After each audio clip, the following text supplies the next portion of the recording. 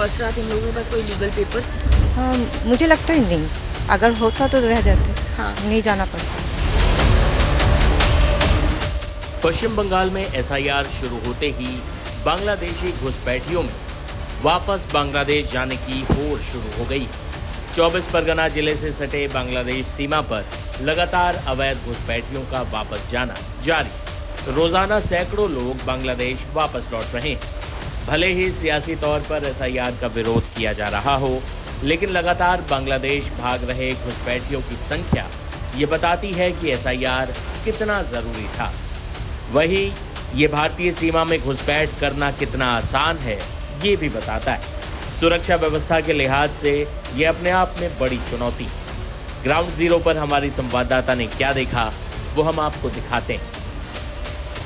पश्चिम बंगाल के उत्तर 24 परगना के स्वरूप नगर में हमारी मौजूदगी है फिलहाल, और हम पहुंचे हैं हकीमपुर चेक पोस्ट पर। भारत बांग्लादेश की अंतर्राष्ट्रीय सीमा इसी इलाके में है, और हम आपको दिखा रहे हैं किस तरह से ये तमाम लोग जो आप हमारे पीछे देख रहे हैं, ये वो बांग्लादेशी नागरिक है जो पश्चिम बंगाल के अलग अलग हिस्सों में अवैध तरीके से रह रहे थे। ये सारे लोग अनडॉक्यूमेंटेड है, क्योंकि बिना किसी भी वैलिड दस्तावेज के भारत में प्रवेश किया था, कई सालों से रह रहे थे और काम भी कर रहे थे। और अब एसआईआर शुरू होने के बाद जो है हर कोई अपना बोरिया बिस्तरा बांधकर बांग्लादेश की ओर वापस जा रहे हैं। आप देख सकते हैं किस तरह से बच्चे, पुरुष, महिलाएं, बुजुर्ग, हर कोई जो इतने सालों से पश्चिम बंगाल के अलग अलग हिस्सों में अवैध तरीके से रह रहा था, वो अब एसआईआर के डर से किस तरह से अपने देश को वापस जा रहे हैं। और हमारे पीछे ही आप देख रहे हैं बीएसएफ पोस्ट।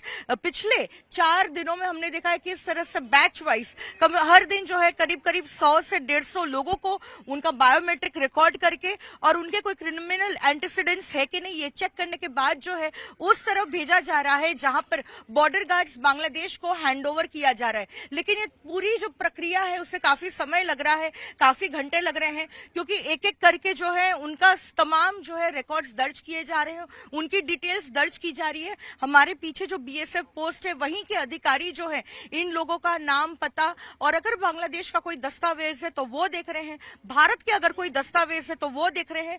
और ये तमाम चीजें होने के बाद जो है उनके बायोमेट्रिक्स को रिकॉर्ड किया जा रहा है, रजिस्टर किया जा रहा है, और ये भी देखा जा रहा है कि कोई एंटी सोशल एक्टिविटीज में जुड़ा हुआ था कि नहीं। और अगर ये सब कुछ ठीक है तो उसके बाद जो है उस पार यानी कि उनका जो काउंटर पार्ट है बॉर्डर गार्ड्स बांग्लादेश को जो है हैंडओवर किया जा रहा है। लेकिन आप देख सकते हैं कि कई घंटों से ये लोग बैठे हुए हैं।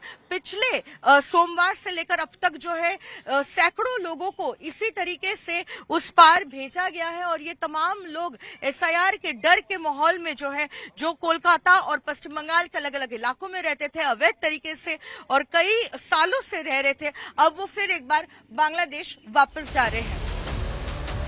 वही स्थानीय महिलाओं ने बताया कि कैसे इस बस्ती में पहले सिर्फ बांग्लादेशी रहते थे, लेकिन एसआईआर लागू होते ही वो वापस बांग्लादेश भाग रहे हैं।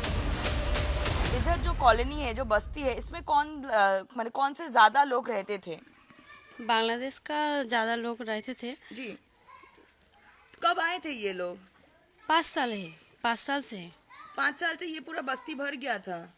नहीं, ज़्यादा नहीं था, थोड़ा थोड़ा ही था। कितना लोग फिर भी थे इधर? कम से कम 100 ऐसा ही होएगा। ये जो 100 लोग इधर रहते थे, इधर जो पुलिस है, प्रशासन है, इन लोगों को कुछ मालूम था? जैसे आप लोगों को मालूम है ये लोग बांग्लादेशी है, वैसे किसी को मालूम था? नहीं था। तो ये लोग कैसे क्या काम करते थे ज्यादातर? वो कचरा का काम करते थे। अच्छा, कोई पेपर, लीगल डॉक्यूमेंट्स कुछ था इन लोगों के नहीं, पास? कुछ भी नहीं था। ये लोग कब चले गए और क्यों चले गए? एसआईआर हो रहा ना, इसलिए उन लोग ऐसे ही चले गए। डर से चले गए। अच्छा, तो मतलब ये एसआईआर की प्रक्रिया जो शुरू होने के बाद बंगाल में, उसके बाद ही चले गए? हाँ, इसलिए गए। मैडम, ये जो पीछे आप लोग का जो बस्ती बस चुका है, इधर कितने बांग्लादेशी लगभग थे?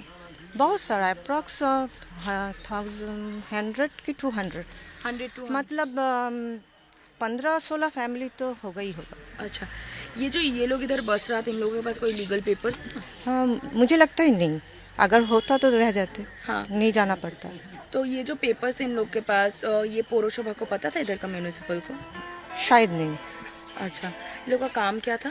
ये गार्बेज कलेक्ट करते थे, सो अर्ली मॉर्निंग वो लोग बाहर निकल जाते थे और गार्बेज कलेक्ट करके वही वो लोग बेच देते थे। जी जी, तो ये लोग जो गए हैं ये क्या सिर्फ एसआईआर का डर ही है? मुझे लगता है एशआर के कारण ही वो लोग चले गए। बांग्लादेशी घुसपैठियों के वापस लौटते ये काफिले बता रहे हैं कि भारत में अवैध रूप से आना, यहाँ बस जाना कितना आसान है। जो लोग वापस डर कर बांग्लादेश लौट रहे हैं ये वो लोग हैं जिनके पास कोई दस्तावेज नहीं है। सोचिए, भारत में फर्जी दस्तावेज बनाना जितना आसान है, ऐसे में कितने अवैध घुसपैठिए होंगे जिन्होंने कागजात बनवा लिए होंगे।